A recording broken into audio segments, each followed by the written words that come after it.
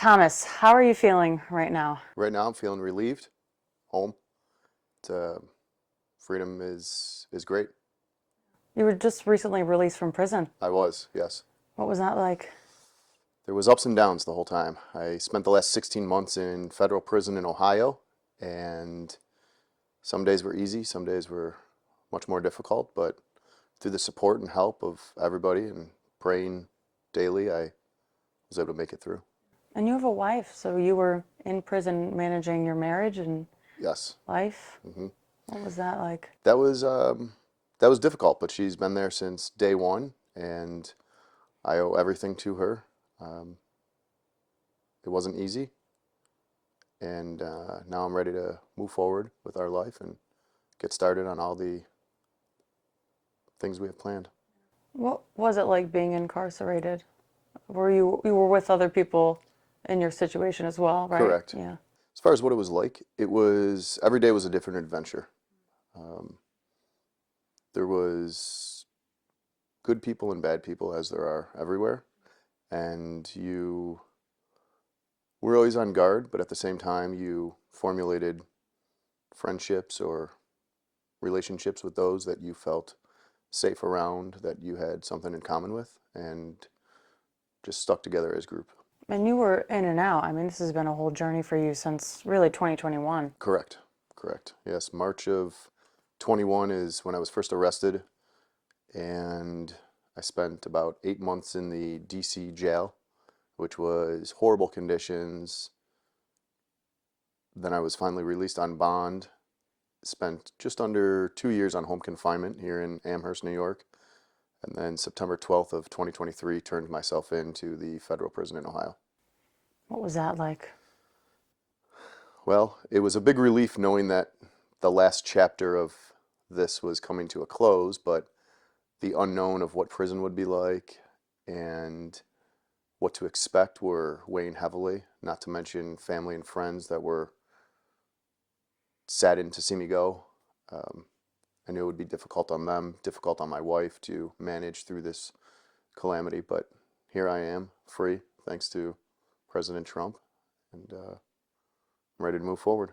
Where were you when you found out you were pardoned and what was going through your mind? So I was sitting in the unit in Alpha Bravo at the prison in Lisbon, Ohio, watching the inauguration, and Donald Trump was in the Oval Office and he was signing orders, and one of the orders he signed was the pardoning of all January 6th defendants.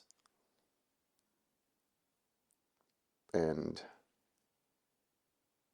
it it seemed surreal at that point. I didn't actually think it was happening because although he had said it, there was a lot of controversy of who would be pardoned, who wouldn't, what crimes.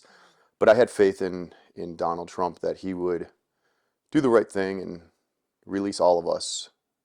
So once he signed that, it took approximately 3 to 4 hours for them to come to the unit and tell us to pack our belongings. We had 15 minutes to get out. And when I questioned the CO, he said, "Now you have 10 minutes, get your and get out of here." So the other January 6th defendant and I in that unit packed up, gave the rest of our belongings away, and took off. Yeah. And then we met the other 6 January 6th defendants at R&D who were housed in other units on that compound. And when did you get back to Buffalo? I got back to Buffalo late Tuesday night. There was a bad snowstorm Monday, so I wasn't able to be picked up. The federal prison paid for us to be in a hotel Monday. Um, Again, there was 8 of us. So we stayed the night in a hotel, and my father picked myself up and another January 6th defendant. We dropped him off at the Youngstown airport on the ride home. And now here you are in Buffalo. Here I am. Yeah, it's a little bit colder than Lisbon, but I'll take it with my freedom. You're now sharing your side of things, your story. Why now? Now is the only time I feel as though I can be 100% truthful and honest with what happened. There was a lot of polarizing talk in those first few months and first few years. Now that President Trump is elected, I think we all have a voice that nobody can hold against us. Um, I was fearful in the beginning to speak openly and honestly for retaliation from the Justice Department and or my judge, that had I said something they didn't like, it would have come back to be detrimental. So what you're saying is you feel more free now to share Absolutely. your side of things Absolutely. versus days ago. Correct. Correct. Yes. While I was incarcerated, not that I kept to myself, but I wasn't yet prepared to share the extent of what I had gone through and my thoughts and feelings on not only that day, but the prosecution of all the January 6th defendants, which was, to me, a grave injustice. How so? We received unfair trials in DC. There was, in fact, no way to get a fair trial in DC. The outrage from the residents in DC was very high. So to say anything against what what I call warpath was, to see all of us brought to justice to the fullest extent of the law, although the things that happened that day aren't exactly how the media made it seem to be, and how there was a lot of rhetoric that doesn't portray what actually happened if you were there.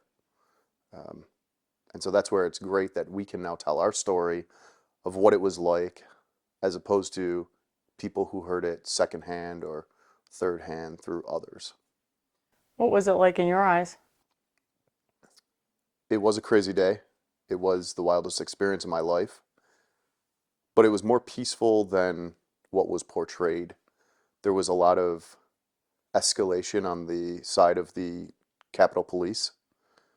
They were not allowing us to peacefully protest, and in fact were being very aggressive, hitting women, children, elderly, throwing flashbangs in the crowd, spraying us with OC spray, using their batons to hit people that were just peacefully protesting there at the Capitol that day, which led to an explosion of aggression. So you don't think it was a violent attack? It wasn't necessarily a violent attack on the Capitol. It turned into more than it should have ever been. And there were certainly individuals that got out of control, but for the most part, it was a peaceful protest that took a turn for the worst. Even though 5 people died, dozens of police officers were assaulted, you still don't view it as a violent attack, an insurrection on the Capitol? No, not at all. It wasn't an insurrection by any means. That's been a word used over the years to paint us in a negative light. And people did die, innocent people. The only person that was killed that day was Ashley Babbitt.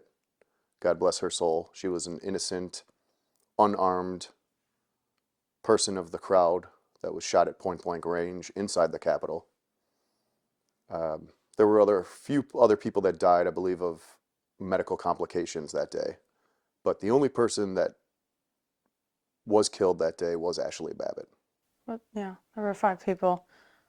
And someone died of a drug overdose. Obviously, you said someone's died of natural causes, Right. Correct. but that was a day after being assaulted by rioters. The medical examiner said that there was no correlation between that officer's death and the stroke that he suffered and the events of the day prior. So, when pardons were being discussed, some said that the non-violent rioters should be pardoned. Mm-hmm. You're considered a violent rioter. Why do you believe you should be pardoned? I believe we should all receive second chances. I believe that day there was a lot of discrepancies. There was a lot of inconsistencies with not only that election, but also with our trials and tribulations throughout the DC courts. We weren't given a fair chance by any means.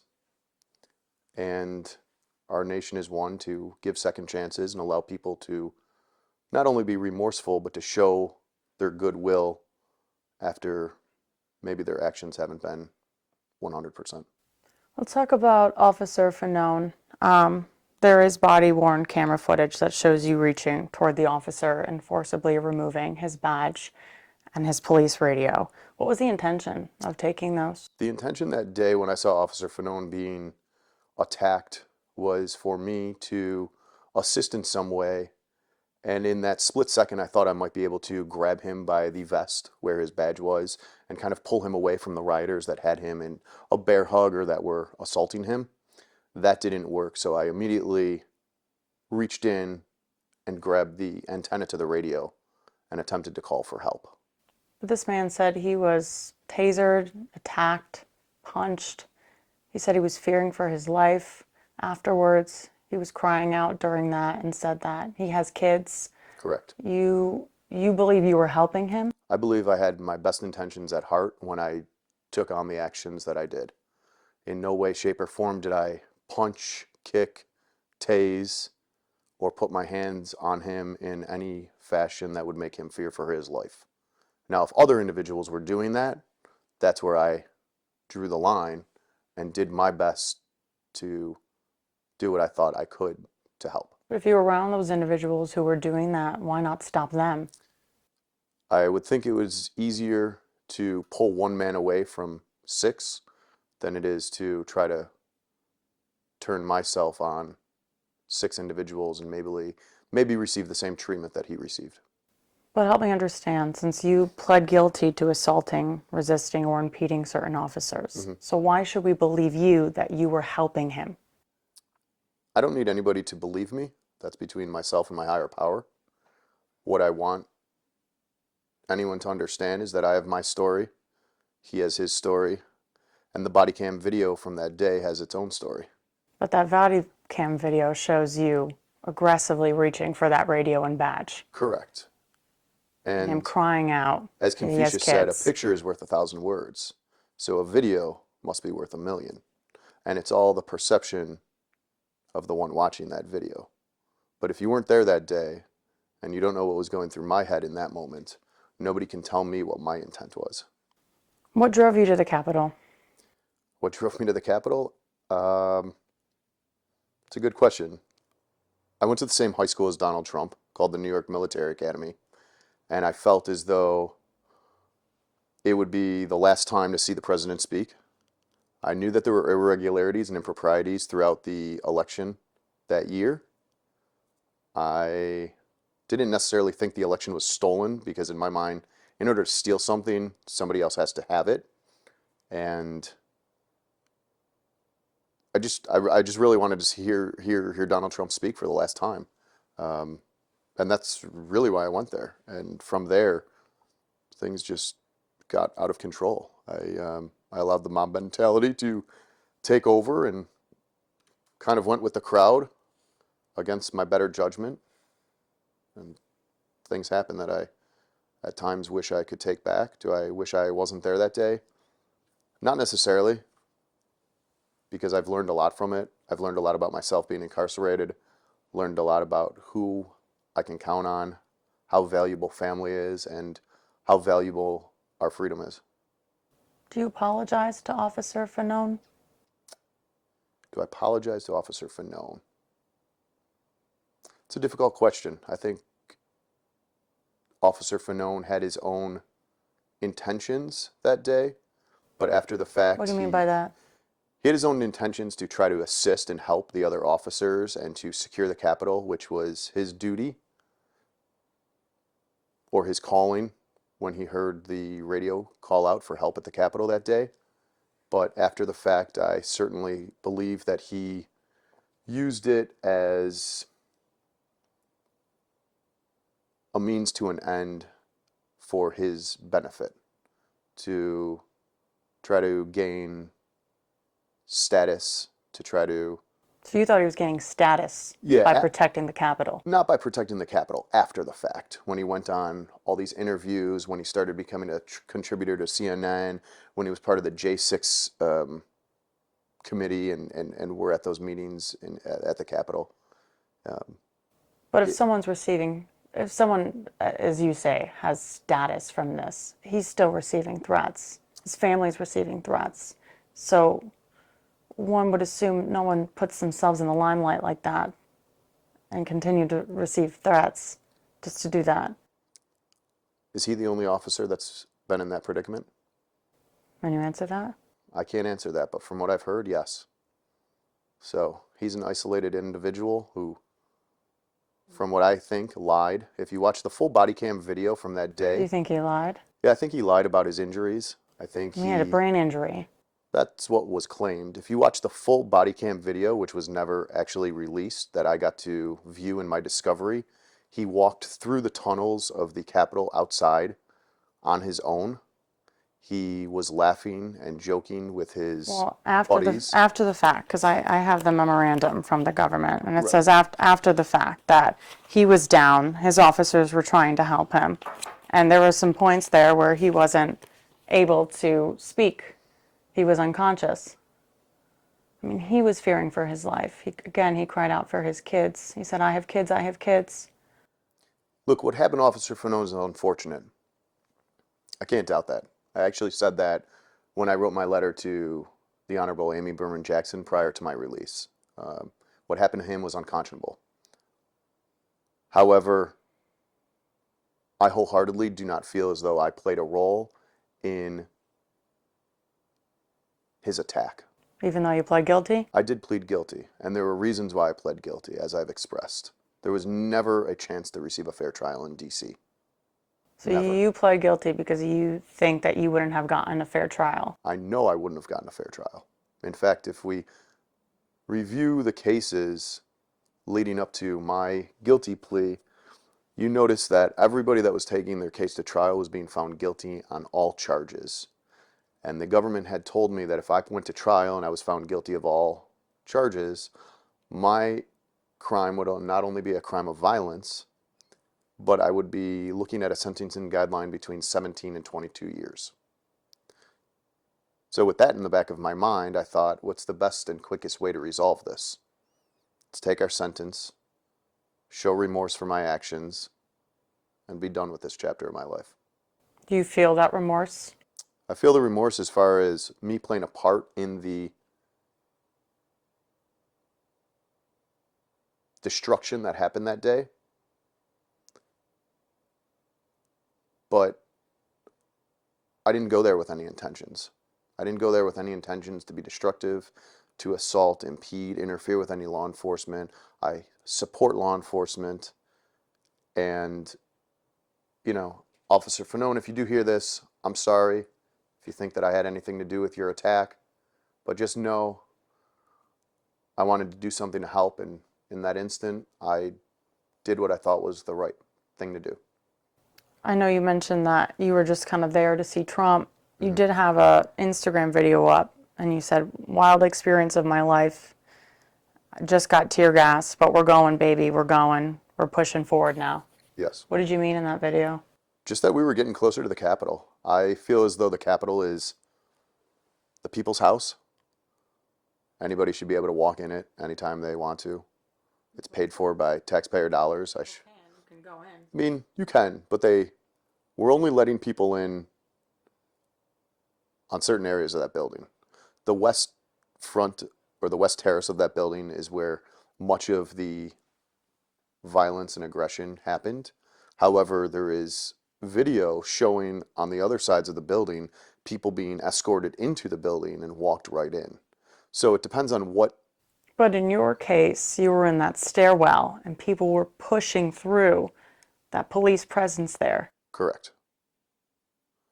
In the moment, you just you weren't thinking about it. You were just kind of consumed with what was going on around you. And again, I didn't make a deliberate decision to go to Washington, D.C. that day to break into the Capitol or to take part in any of the ruckus that occurred.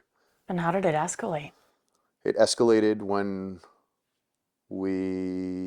I walked to the Capitol. I started hearing yelling and shouting, and I started seeing people being assaulted and police brutality from those that were standing on the other side of those bike racks, which would include the Capitol police officers.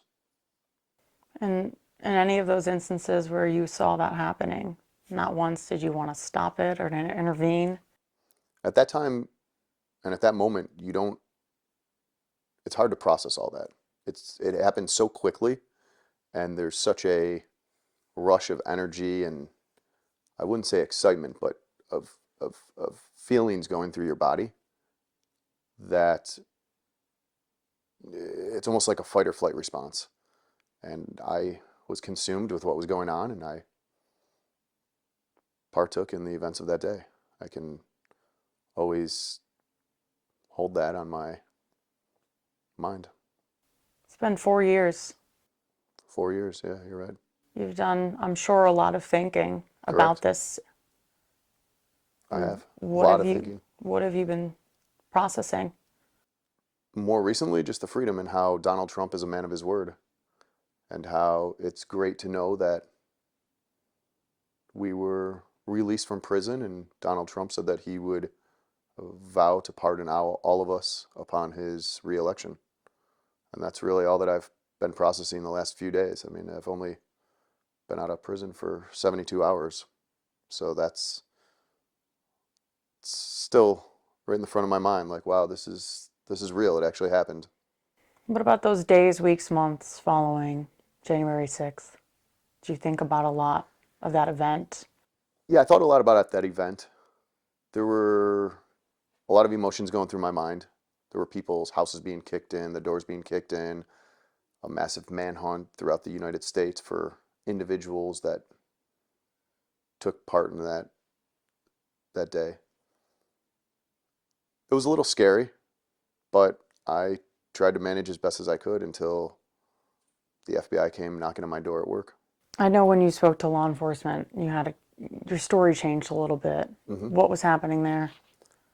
I don't know what exactly was happening there. I wasn't in the right frame of mind.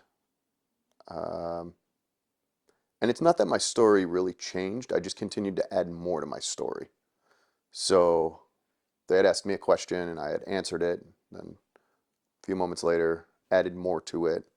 Um, but I had never been in that predicament, so I didn't know what to expect. I didn't have legal representation with me.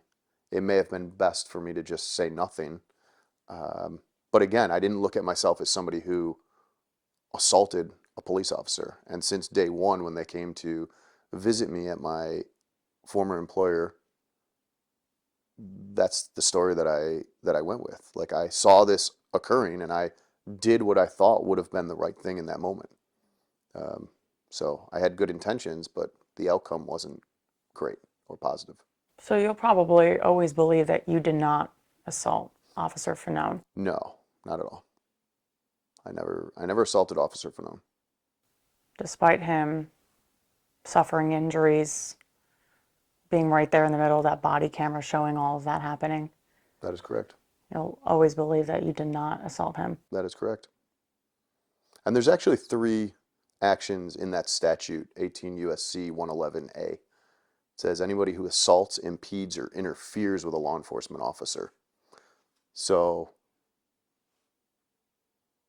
merely impeding or interfering can lead to being convicted of that charge. Doesn't necessarily mean you physically in any way assaulted an individual. As you can see from that body cam video, I didn't hit him, I didn't punch him, I didn't kick him, I didn't tase him, I didn't strike him with any objects. But you grabbed his radio and his badge. That is And the correct. radio's a lifeline there. The radio is a lifeline, and we could get more into his lifeline. If it was such a lifeline, why didn't he use it? If you watch that video cam, that body worn camera, it was about Well, he was a getting minute. tased and beaten. So to further my point, it was about a minute and 20 seconds from when he was coming out of the tunnel with the other individual till I made contact with him. So in that approximate 90 seconds, why didn't he use his lifeline? And that's where, in my mind, I thought, okay, I need to do something. Maybe I could call for help. But even that wouldn't have done anything. Well, you Because, obviously ended up getting the badge. correct. Talk to me about that. The badge was something that came off while I tried to grab him. didn't know where exactly, and I just saw an opportunity that I might be able to grab him from the vest, and I grabbed onto it, and you could see me fall back in the body worn camera.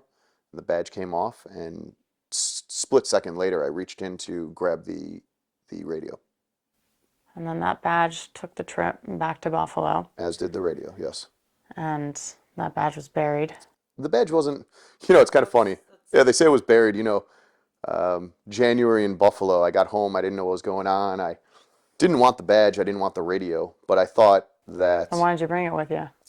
I didn't know who to turn it into. I saw what was going on that day, and I would hate to have been accosted or arrested in DC, knowing that I have property in a hotel, that I have a flight that I have to get back to um, my hometown. So I thought it best that I just go return it once I get here.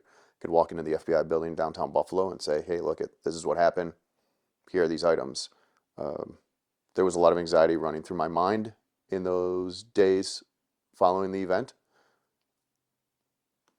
And when I got home, I just recall starting to go down towards the FBI building on Delaware Avenue, making a right, throwing the badge and the radio into a dumpster behind a hotel on North Street. I removed the badge at that point, thinking, okay, this is a badge. This is, it'd be like if somebody found my university diplomas. I would want them to return that. That man worked hard for that badge. That was his career. So I thought it would be in my best interest to return this to him, however I could do that. But I didn't want it in my possession. So when I came home that day, probably about a foot of snow on the ground, I parked my car and I kind of threw it into the snowbank in front of my car and stepped on it, pushed it into the ground. Um, so Why do that? I didn't want it in my possession. It wasn't mine. It wasn't mine to keep. It wasn't a souvenir. It wasn't like something that I wanted. I just wanted to get rid of it, and I wasn't thinking correctly of what exactly to do. So I wanted it out of my possession, and I thought it would be best to just leave it outside. And the government talked many times about how it was a souvenir, but if it was such a souvenir, you would think that I would have posed even that day with it. When I posed with the riot shield, I would have held it up, or after the fact, I would have taken pictures with it or sent it to people and or framed it and put it on my mantle, but that's not the case. So again, here's the story that they're going with, but when you want to take an objective view, yeah, somebody that wanted something as a souvenir would have taken good care of it and boasted about having it. Yet nobody knew that I had it until I spoke with the FBI agents that day. When you came back from DC hmm and following the reports of this insurrection, what were the impacts on your family, your friends? What was that like for you in those days after? Well, not many people knew I had went to this event. There was a very small group of individuals that I shared this with, although I did post these videos on Instagram. So anybody that claims to be a friend would have been able to see that I was there. As far as any fallout, they just kind of asked me if everything was going to be all right. Had I taken part in anything that might lead me to be arrested? I don't think I was in the right frame of mind. It was all a lot to take in those following days. Watching people's doors be busted in, watching FBI agents go in as if we're a bunch of terroristic threats. Um, but that's the narrative that was pushed. As you sit here today, I'm just a normal guy from Williamsville, New York, that isn't a threat to anybody. But if you read what the papers put, and if you read what the attorney in DC had written about me throughout my pretrial confinement, I'm this horrible, dangerous threat to society.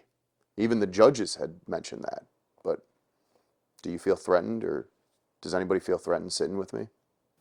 I mean, you pled guilty to the assault. I did plead guilty to an assault, impede, or interfere with law enforcement officer. But do you feel as though I'm a threat? You came into my house today to sit with me. You must have given me the benefit of the doubt. President Trump Mhm. refers to the rioters as hostages. Is that how you view yourself? Not anymore. I'm free. I'm free. Did I feel that way? Absolutely. Absolutely. I felt as though I was incarcerated for a length of time that was abnormal to somebody who had pled guilty to the crime that I did. Um, and without being too political, there were instances that we saw from the riots months before the January 6th event that took place. These riots took place throughout our country, and people were arrested for the same crimes. Their charges were dismissed without prejudice, or I'm sorry, dismissed with prejudice, and or they weren't in a large, massive manhunt as the individuals who participated in January 6th. So there was this double standard. I'm all for law and order, but I'm also for equal justice. And you can't say that somebody who threw a stick at a federal police officer in Seattle or Portland shouldn't be prosecuted, but somebody that does it at the state capitol or the United States Capitol should be. That's just unfair, and it's a miscarriage of justice. And I think not only did President Trump understand that, and a lot of American people understood that, but in addition, once the Department of Justice started going after Donald Trump and trying to impede him from running a second time, he understood what we went through. And he knew that we were hostages and we were political prisoners in our own country. How do you want people to think of you? That's for them to decide. To be honest with you, it's for them to decide. There's too many things going on in my life, and I want to move forward. I want to be a positive member of my community, a good husband, a good brother, a good son.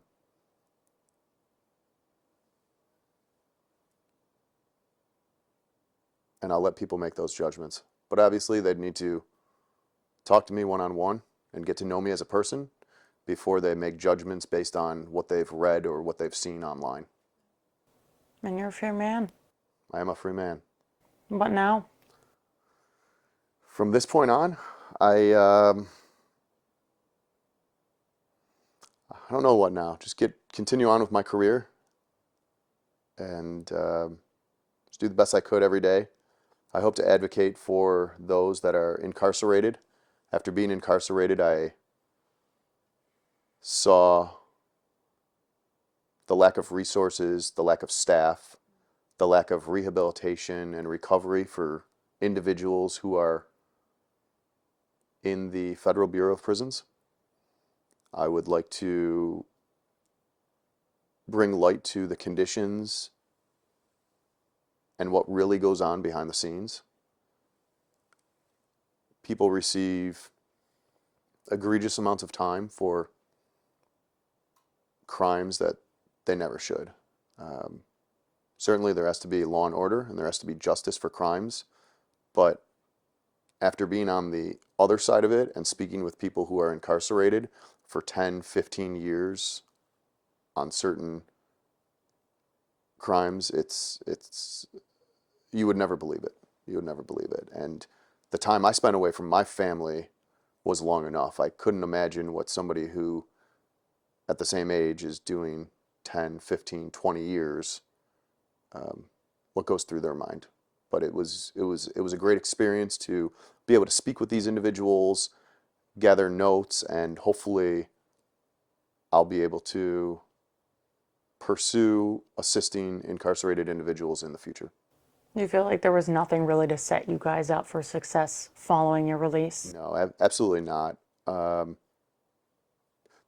there's very few work programs in the prison.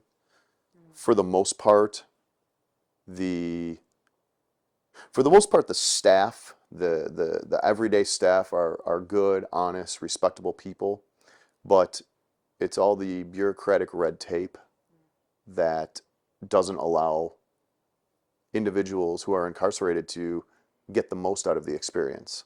I think of going to prison as a time for reform, a time for recovery, whether it be from drugs, alcohol, criminal thinking, and there's really a lack of opportunities for all inmates to do something so that way they can better themselves while incarcerated. That way they can be productive members of society once released. Thomas, is there anything else that you want to say that you didn't get to talk about or you'd like to share?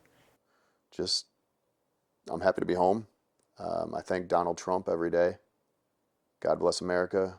God bless Donald Trump.